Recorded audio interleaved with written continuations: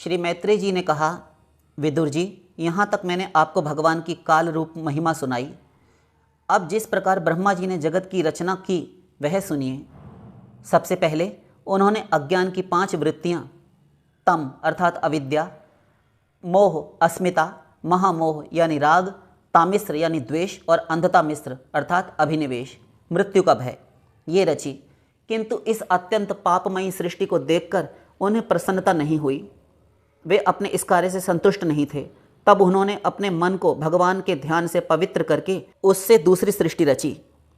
इस बार ब्रह्मा जी ने सनक, सनंदन, सनातन और सनत कुमार ये 4 निवृत्तिपरायण ऊर्ध्वरेता मुनि उत्पन्न किए। अपने इन पुत्रों से ब्रह्मा जी ने कहा, पुत्रों, तुम लोग सृष्टि उत्पन्न करो। किंतु वे जन्म से ही मोक्ष मार्ग अर्थात निवृत्ति मार्ग का अनुसरण करने वाले और भगवान के ध्यान में तत्पर थे, इसलिए उन्होंने ऐसा करना नहीं चाहा। जब ब्रह्मा जी ने देखा कि मेरी आज्ञा न मानकर मेरी अवज्ञा कर रहे हैं और ये मेरे पुत्र मेरा तिरस्कार कर रहे हैं, तब उन्हें असह्य क्रोध हुआ। उन्होंने उसे रोकने का प्रयत्न भी किया, किंतु बुद्धि के द्वारा भी बहुत रोकने पर उनका वह क्रोध तत्काल प्रजापति की भौहों के बीच में से एक नील लोहित अर्थात नीले और लाल रंग के बालक के रूप में प्रकट हो गया। ये ही देवताओं के पूर्वज भगवान भव रुद्र रो रो कर कहने लगे, जगत पिता विधाता, मेरे नाम तथा रहने के स्थान बतलाइए। तब कमलयोनि भगवान ब्रह्मा ने उस बालक की प्रार्थना पूर्ण करने के लिए मधुर वाणी में कहा, मारुद मारुद, रो मत रो मत, तू बहुत रोता है, मैं अभी तुम्हारी इच्छा पूरी करता हूँ। देवश्रेष्ठ, तुम जन्म लेते ही बालक के समान फूट फूट कर रोने लगे, इसलिए प्रजा तुम्हें रुद्र नाम से पुकारेगी, क्योंकि तुम रोदन कर रहे हो।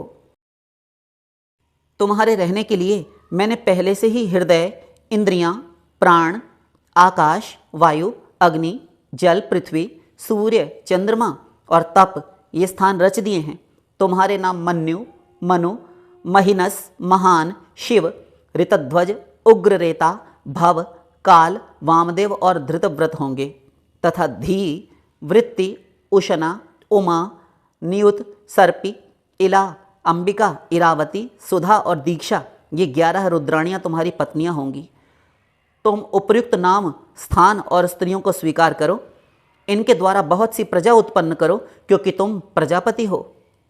लोकपिता ब्रह्मा जी से ऐसी आज्ञा पाकर भगवान नील लोहित बल, आकार और स्वभाव में अपने ही जैसी प्रजा उत्पन्न करने लगे। भगवान रुद्र के द्वारा उत्पन्न हुए उन रुद्रों को असंख्य यूथ बनाकर झुंड के झुंड सारे संसार को भक्षण करते देख ब्रह्मा जी को बड़ी शंका हुई। तब उन्होंने रुद्र से कहा, हे सुरश्रेष्ठ, तुम्हारी प्रजा तो अपनी ही भयंकर दृष्टि से मुझे और दिशाओं को भस्म किए डालती है, अतः ऐसी सृष्टि और न रचो, तुम्हारा कल्याण हो। अब तुम समस्त प्राणियों को सुख देने के लिए तप करो, जाओ, अभी सृष्टि मत रचो। फिर उस तप के प्रभाव से ही तुम पूर्ववत इस संसार की रचना करना। पुरुष तप के द्वारा ही इंद्रियातीत सर्वांतर्यामी ज्योतिष स्वरूप श्री हरि को सुगमता से प्राप्त कर सकता है। ब्रह्मा जी की ऐसी आज्ञा पाई। श्री मैत्रेय जी कहते हैं, जब ब्रह्मा जी की ऐसी आज्ञा प्राप्त हुई तब रुद्र ने बहुत अच्छा ऐसा कहकर उसे शिरोधार्य किया और उनकी अनुमति लेकर तथा उनकी परिक्रमा करके वे तपस्या के लिए वन को चले गए। इसके बाद जब भगवान की शक्ति से संपन्न ब्रह्मा जी ने सृष्टि के लिए पुनः संकल्प किया, तब उनके 10 पुत्र और उत्पन्न हुए। उनसे लोगों की बहुत अधिक वृद्धि हुई। उनके नाम हैं मरीचि, अत्रि, अंगिरा, पुलस्त्य, पुलह, क्रतु, भृगु, वशिष्ठ, दक्ष और 10वें नारद। इनमें नारद जी प्रजापति ब्रह्मा जी की गोद से, दक्ष अंगूठे से, वशिष्ठ प्राण से, भृगु त्वचा से, क्रतु हाथ से, पुलह नाभि से, पुलस्त ऋषि कानों से, अंगिरा मुख से, अत्रि नेत्रों से और मरीचि मन से उत्पन्न हुए। फिर ब्रह्मा जी के दाएं स्तन से धर्म उत्पन्न हुआ, जिसकी पत्नी मूर्ति से स्वयं नारायण अवतीर्ण हुए तथा उनकी पीठ से अधर्म का जन्म हुआ। उससे संसार को भयभीत करने वाला मृत्यु उत्पन्न हुआ। इसी प्रकार ब्रह्मा जी के हृदय से काम, भौहों से क्रोध, नीचे के होंठ से लोभ, मुख से वाणी की अधिष्ठात्री देवी सरस्वती, ब्रह्मा जी के लिंग से समुद्र, गुदा मार्ग से पाप का निवास स्थान राक्षसों का अधिपति निरृति, छाया से देवहूति के पति भगवान कर्दम जी उत्पन्न हुए। इस तरह यह सारा जगत जगतकर्ता ब्रह्मा जी के शरीर तथा मन से उत्पन्न हुआ है। छायायाः कर्दमो यज्ञे देवहूत्याः पतिः प्रभुः मनसो देह तश्चेदम यज्ञे विश्वकृतो जगत् वाचः दुहितरं तन्वीं स्वयंभूर्हरति मनः अकामः चकमे क्षत्तः सकाम इति न श्रुतम् तमधर्मे कृतमतिं विलोक्य पितरं सुताः मरीचिमुख्या मुनयो विश्रम्भात् प्रत्यबोधयन् नैतत्पूर्वैः कृतं त्वघे न करिष्यन्ति चापरे यत्त्वं दुहितरं गच्छेरनिगृह्याङ्गजं प्रभु तेजीयसामपि ह्येतन्न सुश्लोक्यं जगद्गुरो यद्वृत्तमनुतिष्ठन् वै लोकः क्षेमाय कल्पते तस्मै नमो भगवते य इदं स्वेन रोचिषा आत्मस्थं व्यञ्जयामास स धर्मं पातुमर्हति स इत्थं गृणतः पुत्रान् पुरो दृष्ट्वान् प्रजापतीन् प्रजापतिपतिस्तन्वं तत्याज व्रीडितस्तदा तां दिशो जगृहुर्घोरां निहारः यद्विदुस्तमः कदाचिद्ध्यायतः स्रष्टुर्वेदा आसंश्चतुर्मुखात् कथं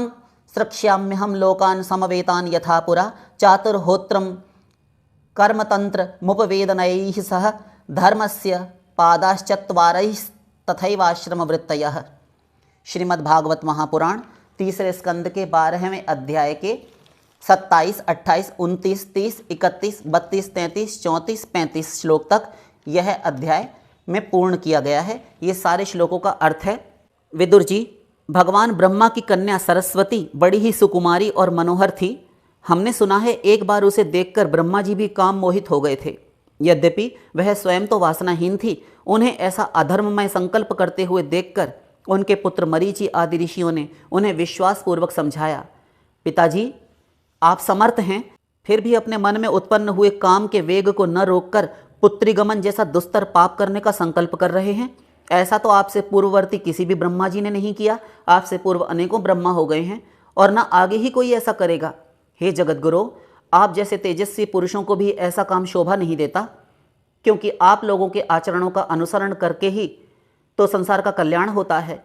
जिन श्री भगवान ने अपने स्वरूप में स्थित इस जगत को ही अपने ही तेज से उत्पन्न किया है, उन्हें नमस्कार है। इस समय वे ही धर्म की रक्षा कर सकते हैं। अपने पुत्र मरीचि आदि प्रजापतियों को अपने सामने इस प्रकार कहते देखकर प्रजापतियों के पति ब्रह्मा जी बड़े ही लज्जित हुए।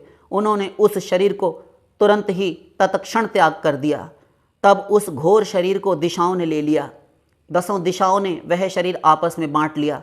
वही कोहरा हुआ जिसे अंधकार भी कहते हैं।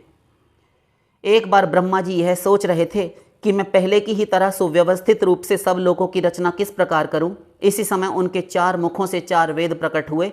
इनके सिवा उपवेद, न्यायशास्त्र, होता, उद्गाता, अध्वर्यु और ब्रह्मा, इन 4 ऋत्विजों के कर्म, यज्ञों का विस्तार, धर्म के 4 चरण और चारों आश्रम तथा उनकी वृत्तियां, ये सब भी ब्रह्मा जी के ही मुखों से ही उत्पन्न हुए हैं। तो ब्रह्मा जी के द्वारा स्वेच्छा से त्यागा हुआ उनका शरीर ही यह कोहरा है जो 10 दिशाओं को व्याप्त किए रहता है। शेष फिर